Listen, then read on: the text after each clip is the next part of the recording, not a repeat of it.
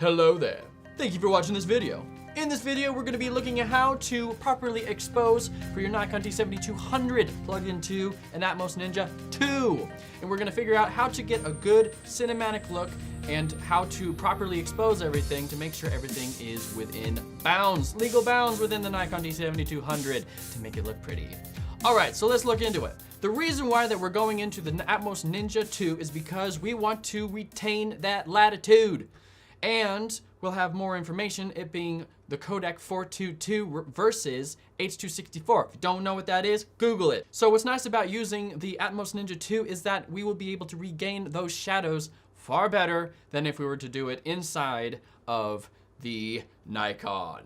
A big issue that we have with DSLRs is that there is not a lot of latitude to play with.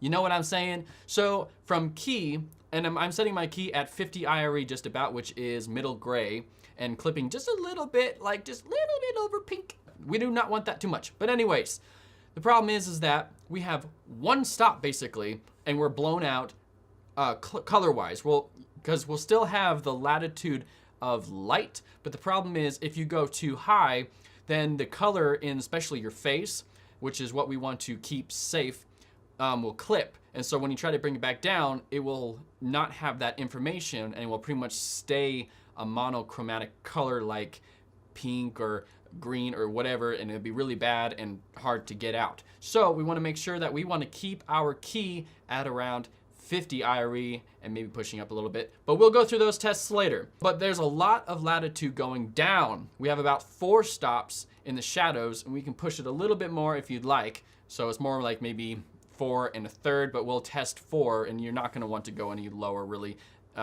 if you have the power. There's in the purple, which is going to be hitting probably about 5 stops, but if there's like a little bit in there, don't sweat it. But anyways, that gives us only really 5 stops to play with, and any like spectacles, sure, put them up. You can have them a little bit higher, but you're not going to want anything. If you want the detail, you wouldn't want them to be over a stop from your key. I'm going to help you try to establish this using the false color in the Atmos Ninja 2. The Atmos Ninja 2. Atomos. Maximus.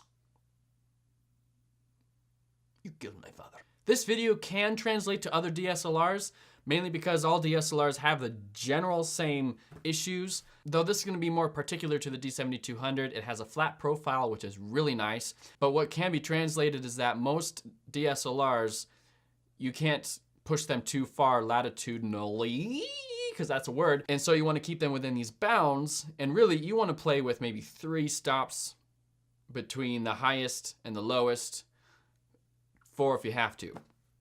But with the Nikon D7200, what's nice is that that actually has more room in the low end, the dark end, to bring it up, and you can retain those images. I don't know about Canon to see exactly where they focus their dynamic range, but you can probably still use this information with them as well. All right, so we're going to be doing some color tests with my brother, being all fancy and stuff. So at first we're going to be on key, and the settings are on the screen right now. As you can see, we have a little bit of light gray. I try to keep away from it, but I'm going to show you kind of like what this looks like. There's some pretty good detail and information. But this next one, we're going 1 stop higher, and you can see that we're completely light gray and we're blown out in the shirt. But you can see here where it's this really flat pinky color. So that's what that monochromatic I was talking about. It's not very flattering, and if you went higher, then that would be even worse. But you can stay, maybe it could be a style that you would like, depending on what you're doing. And yeah, here's the key, but I'm doing different settings because we're now going to go down. And actually, this has a lot more information, color information in the skin tones. And now we're going 1 stop under, and we can see we're all dark gray there. And we're getting some good information, but now things are getting worse. Just saturation-wise, because less light is actually entering through the lens to hit the sensor, and so there's not a lot of color detail to actually play with. And so you can tell now that, yeah, I'm using the exact same color settings that I did in DaVinci, and I only changed the the exposure to match each other, but we're seeing that we're actually losing all that color information. And there's also a whole bunch of banding. There's no real banding on like his key side of the face, which means that 4 stops from key, you'll have a strong image, but you want to make sure you balance your image out well and to keep away from this.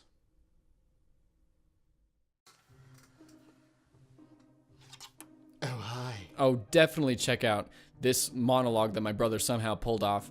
This is using all the techniques that we talked about in this video, and it's ridiculous. So go in the description. No one else can see it except you. I am not going to go over the setup. I only have these 2 lights.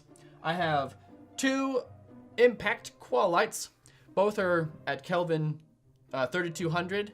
This one I'm using the umbrella that comes with it. Over here I actually have some CTB. Half CTB, which will change the Meyer shift of my 3200 Kelvin light to 4100 Kelvin. This is called PCAM. It's an app. You should get it. This is not a sponsor, but I wish it was. Give me money. What? All right.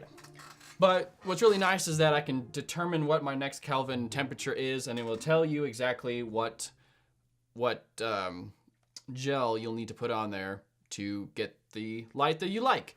Here's a fact of the tip of the day, because that's a thing. Do you know why you want to have a cooler, like scratch light, rather than it being in the front and then a warmer one up here? So warmer colors actually appear closer to the camera, while cooler colors appear farther away from camera, thus giving it depth. All right, cool. Little thing for you to hang on to, that little piece of information. And right here, I have a nice flex fill on the soft side. And, well, that's a microphone, but I'm using an MKH416 plugged into a Tascam